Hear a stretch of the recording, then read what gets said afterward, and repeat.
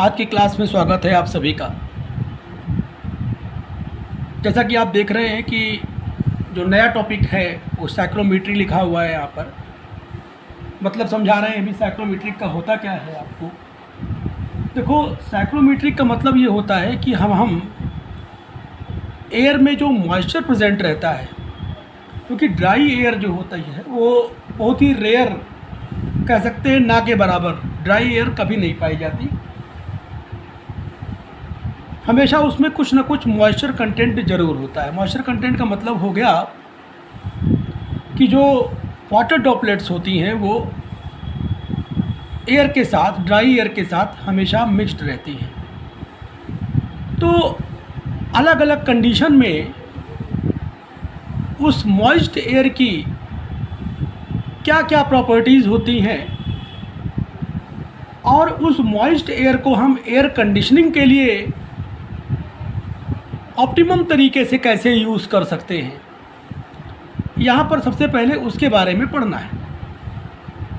देखो, जो एयर है, अगर हम एयर की प्रॉपर्टी के बारे में नहीं जानेंगे या कब उसमें कितना मॉइस्चर होता है या कितना मॉइस्चर मैक्सिमम आ सकता है कितने टेम्परेचर या प्रेशर पर, और कितनी कूलिंग हो सकती है, कितनी इफ़ेक्टिव कूलिंग हो सकती है, उसके बारे में अगर हम नहीं समझ पाएंगे तो हम एयर कंडीशनिंग नहीं कर पाएंगे।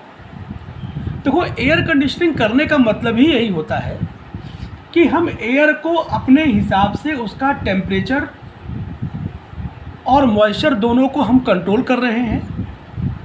अपने हिसाब से का मतलब हो गया कि हमारी जो रिक्वायरमेंट है, रिक्वायरमेंट का मतलब क्या हो गया। देखो, रिक्वायरमेंट में हम कंफर्ट के लिए भी यूज़ करते हैं एयर को, ऐसी एयर को, और साथ में इंडस्ट्रियल पर्पज़ में भी यूज़ करते हैं ऐसी एयर को। तो जो कंफर्ट एयर कंडीशनिंग है या इंडस्ट्रियल एयर कंडीशनिंग है उसमें यूज़ की जाती है। तो ये जो अभी जो इस समय आप पढ़ रहे हैं, देखो इसके पहले जितना हम पढ़ा चुके हैं उसमें हमने रेफ्रिजरेशन के बारे में बताया है अभी तक, कि मतलब एयर पहले सबसे पहले हमने आपको ये बताया कि जो एयर थी उसका टेम्परेचर हम कैसे डिक्रीज़ करते हैं, कैसे कम करते हैं। फिर उसके बाद हमने जो है वेपर कंप्रेशन साइकिल के बारे में बताया। फिर वेपर एब्जॉर्प्शन के बारे में हमने उसके अलग अलग प्रोसेसेस को और सिस्टम्स को हमने एक्सप्लेन किया। तो रेफ्रिजरेशन के बारे में काफ़ी कुछ जान चुके हैं। अभी हम आगे भी रेफ्रिजरेशन के और भी तरीके बताएंगे जो कन्वेंशनल नहीं है, यूज़ होते हैं, बहुत ज़्यादा इकोनॉमिकल नहीं है, सजेस्ट किए गए हैं, लेकिन इनका कोई बहुत ब्रॉड एप्लीकेशन नहीं है। कुछ का तो है लेकिन कुछ का तो बिल्कुल नहीं है। तो रिसर्च चल रही है, हो सकता है इनमें भी कभी कोई इसमें संभावनाएं निकल आए। तो इसीलिए जो है अब यहाँ पर जो हम पढ़ने जा रहे हैं, अब हम एयर कंडीशनिंग के बारे में जानना चाहते हैं। तो एयर की कंडीशनिंग है ना, रेफ्रिजरेशन का मतलब हो गया टेम्परेचर को हम जो है डिक्रीज़ कर रहे हैं बिलो एटमॉस्फेरिक टेम्परेचर या एम्बिएंट टेम्परेचर डिक्रीज़ करना और मेंटेन करना, ये रेफ्रिजरेशन था। लेकिन यहाँ पर अब हम एयर कंडीशनिंग जब करेंगे तो एयर कंडीशनिंग में हम अलग अलग तरीके से एयर को मेंटेन करेंगे, एयर का टेम्परेचर और मॉइस्चर और उसकी स्पीड को हम मेंटेन करेंगे, और उसके अकॉर्डिंग हम बिहेवियर देखेंगे सिस्टम का और जो चीज़ स्टोर कर रहे हैं उसका। तो इसी के बारे में हम पढ़ाने जा रहे हैं। सबसे पहले आपको मॉइस्ट एयर की प्रॉपर्टीज़ के बारे में पढ़ना और उसके बिहेवियर के बारे में पढ़ना। तो मॉइस्ट एयर की जो प्रॉपर्टी और बिहेवियर होता है वो हम साइक्रोमेट्री की ब्रांच होती है इंजीनियरिंग की, उसके अंदर हम उसको पढ़ते हैं। तो मॉइस्ट एयर हम कह किसको रहे हैं, देखिए जहाँ पर जैसे मॉइस्ट एयर के बारे में लिखा हुआ है, यहाँ मॉइस्ट एयर हम कह किसको रहे हैं। मॉइस्ट एयर हम जो कह रहे हैं, अगर ड्राई एयर के अंदर वाटर वेपर को मिक्स कर दिया जाए तो क्या होता है, वही मॉइस्ट एयर कहलाती है। इसी को बोलते हैं ह्यूमिड एयर या ह्यूमिडिटी, है ना। ह्यूमिड एयर यही होती है, ये ह्यूमिडिटी यही कहलाती है। तो ड्राई एयर में जब वाटर वेपर मिक्स हो जाती है, ये चीज़ होती है।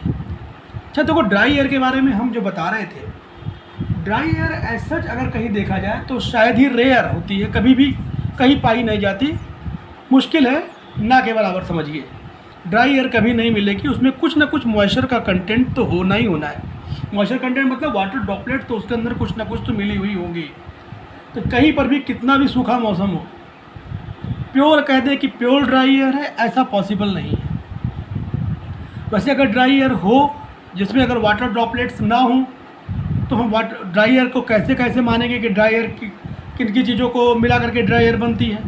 तो मिक्सचर होता है वो नाइट्रोजन का, जिसमें आप देख रहे हैं कि 78.03% बाई वॉल्यूम और 75.47% बाई मास, ये नाइट्रोजन होती है, नाइट्रोजन का हो गया ये।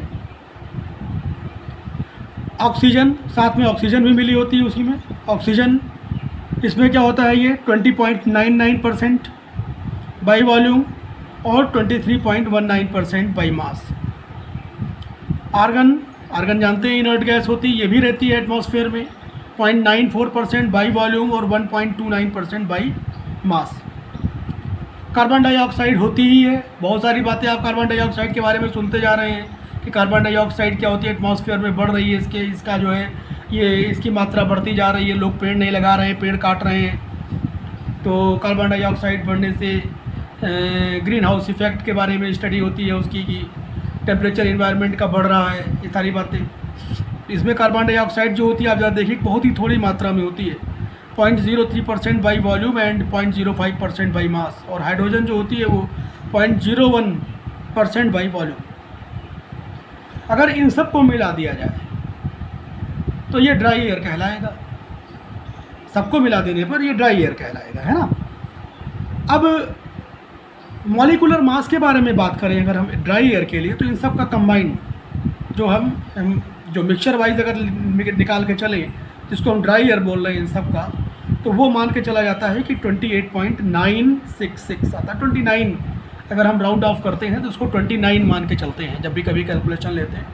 अगर दिया हुआ होगा तो वही यूनिट, वही नंबर लिया जाएगा, नहीं तो 29 माना जाएगा। इसके लिए आर की जो वैल्यू है, गैस कांस्टेंट, वो होती है 0.287 किलो जूल पर केजी पर केल्विन।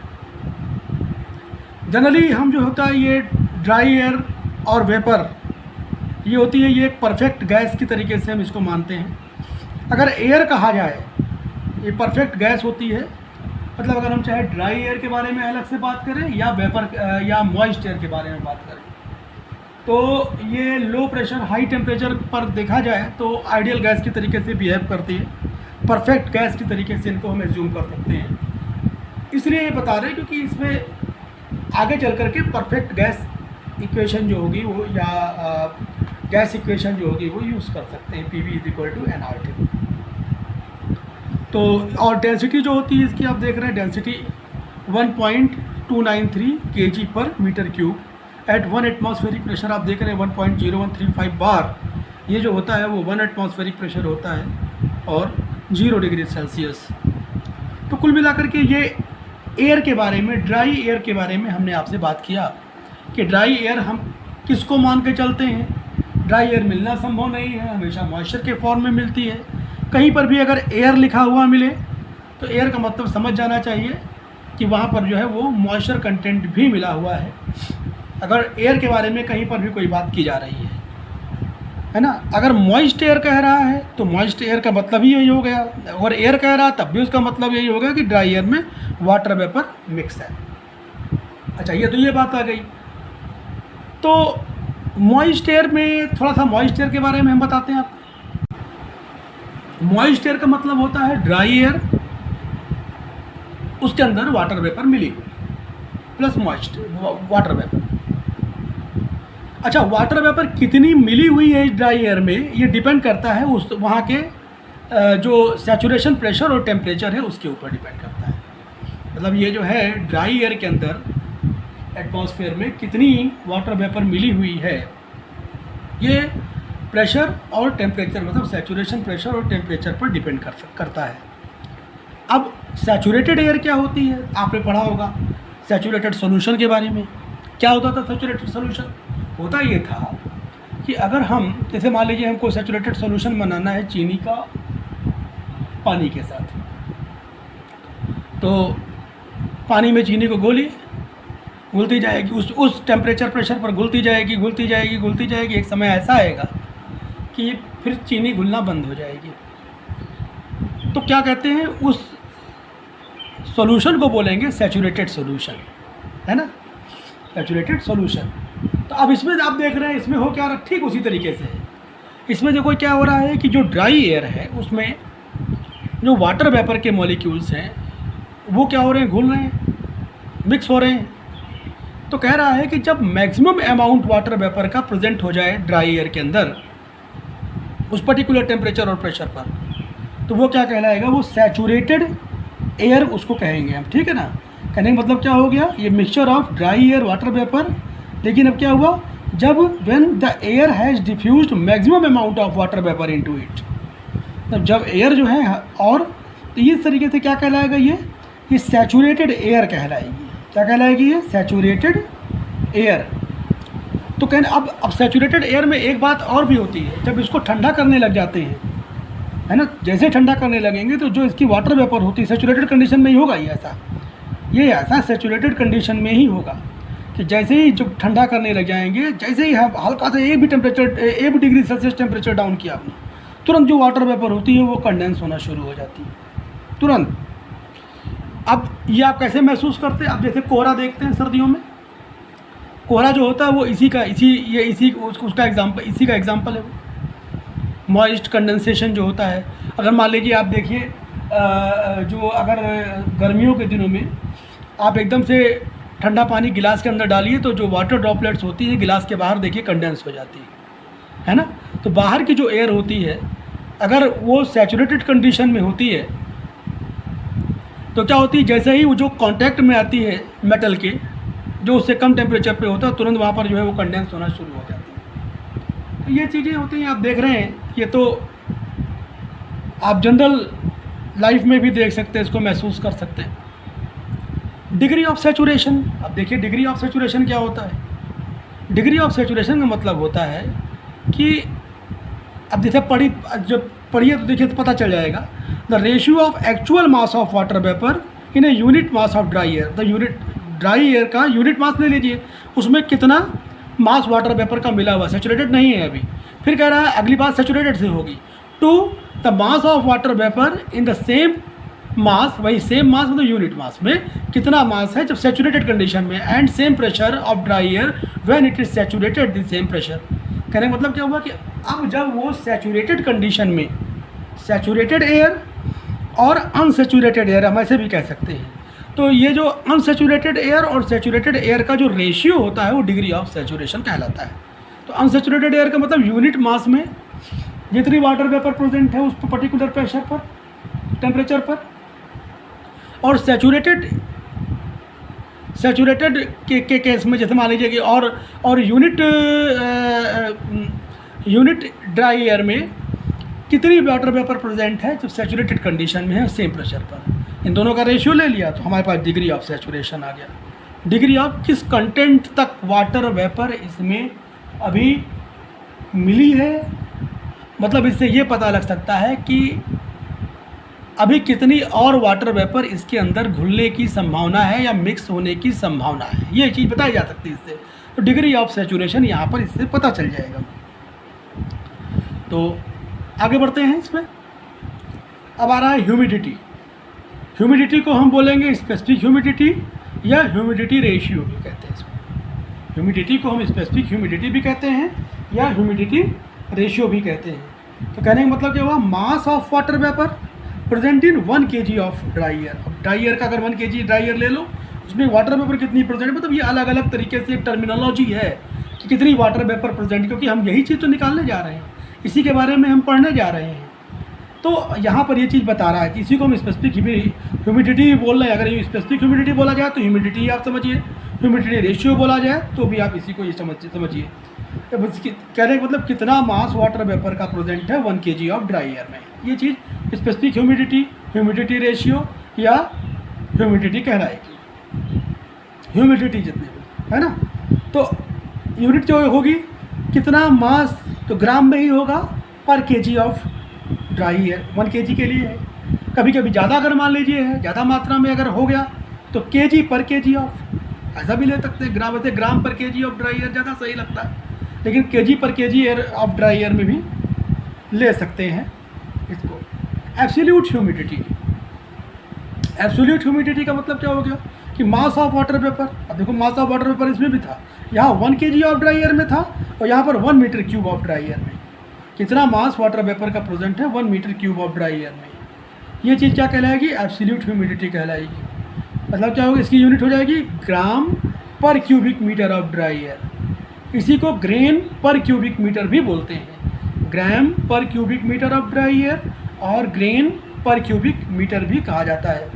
अब ग्रेन का मतलब आपको समझ में नहीं आ रहा होगा, यहाँ पर gram per cubic metre of dry air तो समझ में आ रहा है, क्योंकि एब्सोल्यूट ह्यूमिडिटी में बाय डेफिनेशन ये तो बन ही रहा है। हम आपको बताते हैं ग्रेन के बारे में। जो ग्रेन होता है वो 1 kg ऑफ वाटर को हम बोलते हैं 15,430 ग्रेन्स। याद रखिएगा। तो अगर ग्रेन में आए, ग्रेन पर मीटर क्यूब है ना, पर क्यूबिक मीटर है ना, ये चीज़ अगर बोल रहा है तो वो चीज़ जो हो जाएगी यहाँ पर आप देख रहे हैं एब्सोल्यूट ह्यूमिडिटी कहलाएगी।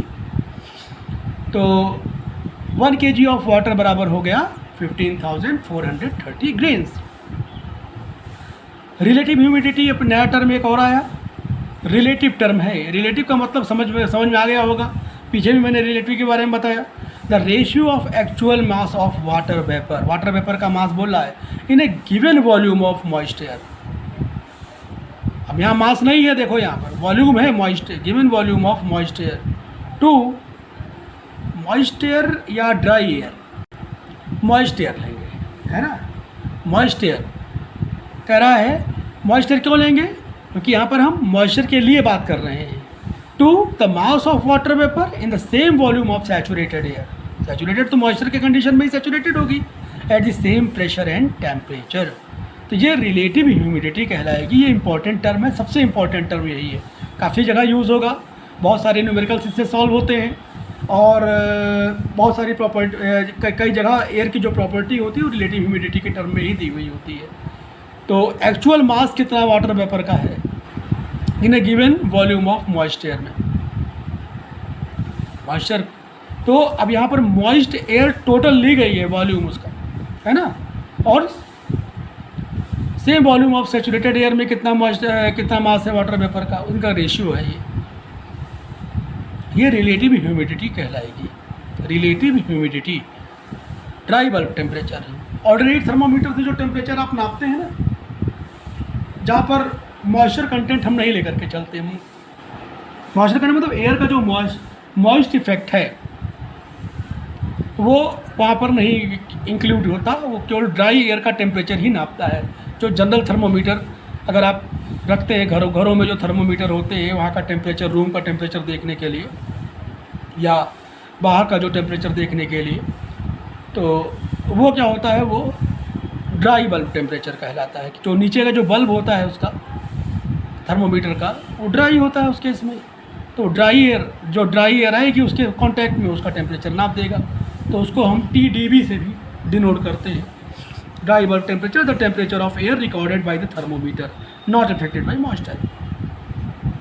वेट बल्ब, अब वेट बल्ब लग ही रहा है कि जो थर्मोमीटर का जो बल्ब है वो वेट हो गया, तो वेट बल्ब टेम्परेचर बल्ब के बारे में बता रहा है। ये तो ये ड्राई बल्ब और वेट बल्ब जो हो रहा है ना, ये थर्मोमीटर के बल्ब के बारे में बात कर रहा है।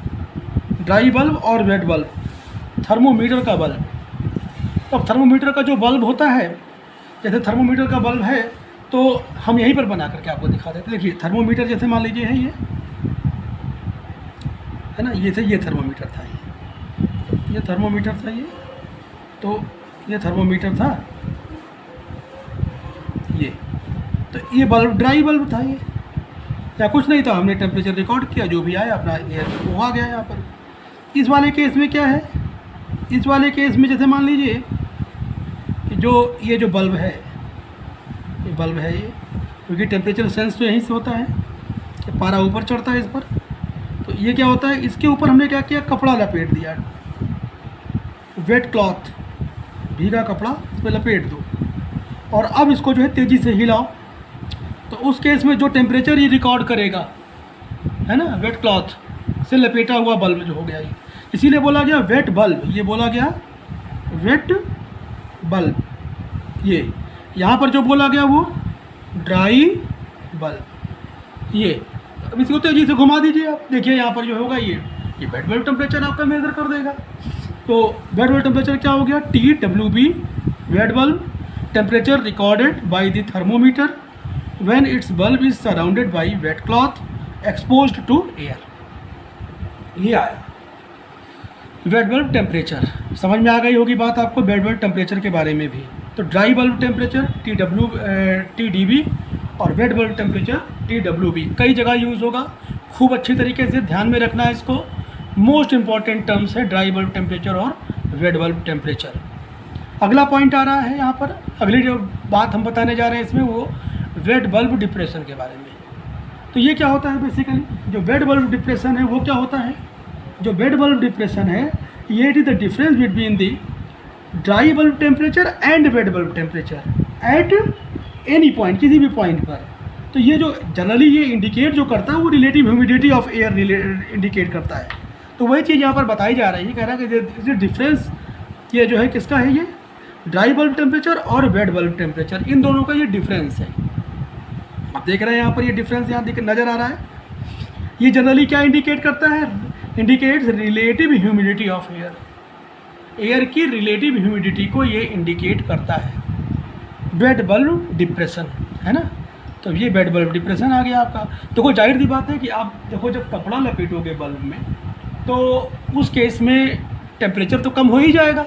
इसका मतलब कि जो वेट बल्ब टेम्परेचर होता है तो कम होता ही है उस पर्टिकुलर प्रेशर पर, है ना, उस कंडीशन पर। और ड्राई बल्ब का टेम्परेचर ज़्यादा होगा तो बहुत थोड़ा ही अंतर होगा। तो वही अंतर के बारे में बता रहा, उसी अंतर के बारे में कहना चाहता है कि वो क्या कहलाएगा, वो जो अंतर होगा दोनों में वो कहलाएगा वेट बल्ब डिप्रेशन। ठीक है, तो ये वेट बल्ब डिप्रेशन यहाँ से आएगा। आइए आगे बढ़ते हैं आगे वाले टर्म्स पर। एक ड्यू पॉइंट टेम्परेचर होता है, ड्यू का नाम भी आपने सुना होगा, ड्यू पॉइंट टेम्परेचर TDP, इसको रिप्रेजेंट करते हैं TDP से। ये देखिए यहाँ पर TDP, ड्यू पॉइंट का मतलब क्या हो गया। अब ड्यू पॉइंट का मतलब ये हो गया कि जैसे ही वाटर वेपर जो है जो एयर के अंदर मिली हुई है वो टेम्परेचर, एक पर्टिकुलर टेम्परेचर, जैसे वाटर वेपर मिली हुई है किसी एयर के अंदर, मॉइस्ट एयर है मान लीजिए, है ना, टेम्परेचर आपने उसका कम करना शुरू किया, कम करना शुरू किया और कम करना शुरू किया और कम करना शुरू किया। जैसे एक पर्टिकुलर टेम्परेचर आया उसके बाद वो वाटर वेपर क्या होने लगती है, कंडेंस होने लगती है। तो वो टेम्परेचर क्या कहलाता है, ड्यू पॉइंट टेम्परेचर कहलाता है। अब देखो होता क्या है कि आप सर्दियों के दिनों में देखते हैं कि जो वाटर वेपर होती है वो ड्राई एयर में मिक्स हो जाती है। रात में होता ये है कि जैसे ही टेम्परेचर कम होने लगता है और कम होने लगता है, कम होने लगता है, तो वही जो वाटर ड्रॉपलेट मिली हुई होती है ड्राई एयर में, वो वाटर ड्रॉपलेट क्या होती है, वो कंडेंस होने लग जाती है और वो कोहरे का फॉर्म ले लेती है ना। कोहरा जो होता है वो इसी कारण से तो होता है। तो वो ड्यू पॉइंट टेम्परेचर ये हो गया, the temperature recorded by the thermometer when the water vapour present in air begins to condense. जब वो कंडेंस होने लग जाए तब वो टेम्परेचर के बारे में बात कर रहा है। ये चीज़ है ड्यू पॉइंट टेम्परेचर कहलाएगा। ड्यू पॉइंट डिप्रेशन, बहुत सही बात है, बिल्कुल सही है। ड्यू पॉइंट डिप्रेशन क्या हो जाएगा, ये ड्यू पॉइंट डिप्रेशन जो हो जाएगा वो देखो जो डिप्रेशन लिया जाता है वो हमेशा ड्राई बल्ब से ही लेते हैं। तो ड्राई बल्ब टेम्परेचर तो सबसे ज़्यादा होना ही होना है और ड्यू पॉइंट टेम्परेचर कम होगा, बिल्कुल सही बात है, जाहिर सी बात है कम होगा। तो डिफरेंस क्या हो जाएगा, ये आप देख रहे हैं जैसा कि यहाँ पर नज़र भी आ रहा है आपको। तो ये जो ड्यू पॉइंट डिफरेंस है क्या, और डिप्रेशन है वो क्या हो जाएगा, it is the difference between the dry bulb temperature and due point temperature. ठीक है, तो ड्राई बल्ब टेम्परेचर और ड्यू पॉइंट टेम्परेचर के जो डिफरेंस होता है उसको क्या कहलाता है वो ड्यू पॉइंट डिप्रेशन कहलाता है। अच्छा, अगर मान लीजिए टोटल प्रेशर जो होता है एयर का, मॉइस्ट एयर जो होती है वो टोटल प्रेशर डाल देगी अपनी। तो यहाँ पर जो बात हम करने जा रहे हैं मॉइस्ट एयर के प्रेशर के बारे में हम बात करने जा रहे हैं। ठीक है, तब यहाँ थोड़ा सा चेंज हुआ। तो यहाँ पर एक Dalton's law of partial pressure आपने पढ़ा होगा छोटी क्लासेस में, इंटरमीडिएट वगैरह में, ये उससे रिलेटेड है। ये कॉन्सेप्ट वही है, बिल्कुल सेम वही कॉन्सेप्ट है। डाल्टन ने जो बताया था उसी को हम यहाँ पर जो मॉइस्ट एयर है उसके लिए हम अप्लाई कर रहे हैं। तो डाल्टन का जो लॉ था वो पार्शियल प्रेशर का, वो क्या था कि total pressure exerted by the mixture of air, अगर यहाँ पर हम बोले तो क्या हो जाएगा ये,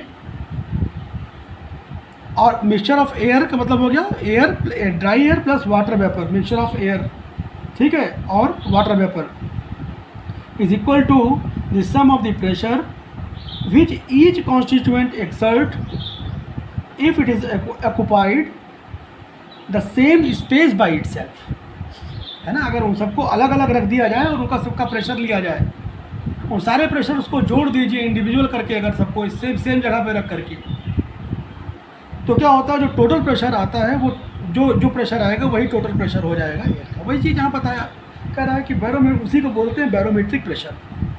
तो बैरोमीट्रिक प्रेशर क्या हो गया, वाटर वेपर, मतलब कहना है total pressure exerted by the moist air and water vapour. Water vapour और मॉइस्ट एयर का जो टोटल प्रेशर होगा वो बैरोमीट्रिक प्रेशर कहलाएगा, पीबी कहलाएगा। तो वो बैरोमीट्रिक प्रेशर होता क्या है, PA partial pressure of dry air, आप देख रहे हैं ये ड्राई एयर है ना, partial pressure of dry air plus partial pressure of water vapour, water vapour का पार्शियल प्रेशर और ड्राई एयर का पार्शियल प्रेशर, इन दोनों का जो है यहाँ पर हमने देखा कि ड्राई एयर और वाटर वेपर का पार्शियल प्रेशर दोनों जोड़ दिया गया, हमारे पास बैरोमीट्रिक प्रेशर आ गया, टोटल प्रेशर आ गया यहाँ पर। इसी को कहते हैं हम Dalton's law of partial pressure, ये डाल्टन्स लॉ है पार्शियल प्रेशर का। साइक्रोमेट्रिक कैलकुलेशंस जो होते हैं वो करने का मतलब, अगर एक मॉइस्ट एयर दूसरी एयर में मिक्स हो गई तो क्या होगा, उसके साथ और भी जो कंडीशंस होती हैं, तो ऐसी कंडीशंस में कि मतलब अगर टेम्परेचर डिक्रीज़ किया गया या ह्यूमिडिटी बढ़ाई गई तो क्या चीज़ें चेंज हो जाएंगी।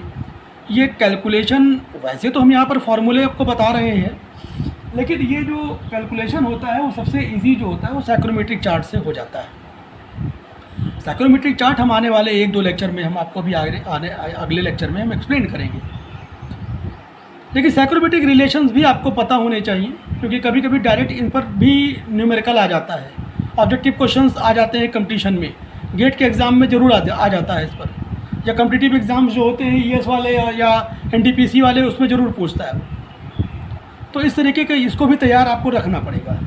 तो ये क्या होता है, जैसे हम साइक्रोमेट्रिक रिलेशन में पहला हम बताने जा रहे हैं आपको ह्यूमिडिटी, इसी को बोलते हैं स्पेसिफिक या ऑब्सोल्यूट ह्यूमिडिटी या ह्यूमिडिटी रेशियो या मॉइस्चर कंटेंट, हम किसी भी नाम से इसको जान सकते हैं। डायरेक्ट फार्मूला याद रखिए इसका, W is equal to 0.622 PV upon PA। PV मतलब यहाँ वाला PV है, ये partial pressure of water vapour PV, PA partial pressure of dry air. अच्छा, यहाँ पर अगर हम देखेंगे PA के बारे में लिखेंगे तो PA बराबर क्या हो जाएगा, PB माइनस PV हो जाएगा। तो PA बराबर हो गया PB माइनस PV, ये आ गया यहाँ पर। तो ये जो है अब ये चीज़, ये फार्मूला आपके पास बन गया, ये ह्यूमिडिटी का, specific humidity, absolute humidity, humidity ratio या मॉइस्चर कंटेंट, ये इसको हम बोलते हैं। अगर ये सैचुरेटेड एयर है तो सैचुरेटेड एयर को कैसे लिखेंगे, PV is equal to PS, है ना। जो पार्शियल प्रेशर हो जाएगा वाटर वेपर का, उसको जो है वो अब क्या हो जाएगा, उसको हम सैचुरेटेड कंडीशन में PV को हम PS बना देंगे, लिख देंगे। तो अब हम इसी का कैलकुलेशन उसी हिसाब से करेंगे। तो क्या आ जाएगा, ये W मैक्सिमम, अब यहाँ पर ये मैक्सिमम, क्योंकि सैचुरेटेड एयर में ह्यूमिडिटी क्या होगी, मैक्सिमम हो जाएगी, मॉइस्चर कंटेंट क्या हो जाएगा, मैक्सिमम हो जाएगा, इसीलिए यहाँ पर W मैक्स लिखा गया, मॉइस्चर कंटेंट यहाँ मैक्सिमम हो गया। ये क्या हो जाएगा, 0.622 PS upon PV minus PS, है ना। PS मतलब यहाँ PV की जगह हमने PS लिख दिया, PV माइनस PS। PV क्या हो गया, बैरोमेट्रिक प्रेशर हो गया, और PS क्या हो गया, partial pressure of air corresponding to saturated temperature. Saturated temperature जो होगा यहाँ पर क्या हो जाएगा, ड्राई बल्ब टेम्परेचर। ये ध्यान रखना, क्योंकि इसी पर जो है हम जो स्टीम टेबल होगी उसको देखेंगे। यहाँ पर स्टीम टेबल देखना सबसे इम्पॉर्टेंट, यहाँ स्टीम टेबल आपको देखना आनी चाहिए, और ये पता होना चाहिए कि किस टेम्परेचर पर देखेंगे। अब यहाँ पर बोल रहा है वो कि partial pressure of air corresponding to saturation temperature, तो सैचुरेशन टेम्परेचर का मतलब हो गया कि ड्राई बल्ब टेम्परेचर, है ना। तो उस ड्राई बल्ब टेम्परेचर के अकॉर्डिंग हम यहाँ पर प्रेशर को देखें। तो ये चीज़ आपको पता हो जाए, तो जब यहाँ पढ़े रहेंगे, आप समझे रहेंगे इस चीज़ को, तो वहाँ कोई प्रॉब्लम आपको नहीं आएगी। तो उम्मीद करते हैं कि ये चीज़ आपको समझ में आई होगी। हम आगे भी कुछ रिलेशंस बताएंगे इससे संबंधित, कैलकुलेशंस कैसे किए जाते हैं उसके बारे में हम बात करेंगे। तो हम समझते हैं कि इतना आप तैयार करिए, उसके बाद आगे हम अगले लेक्चर में कंटिन्यू करेंगे। Thank you.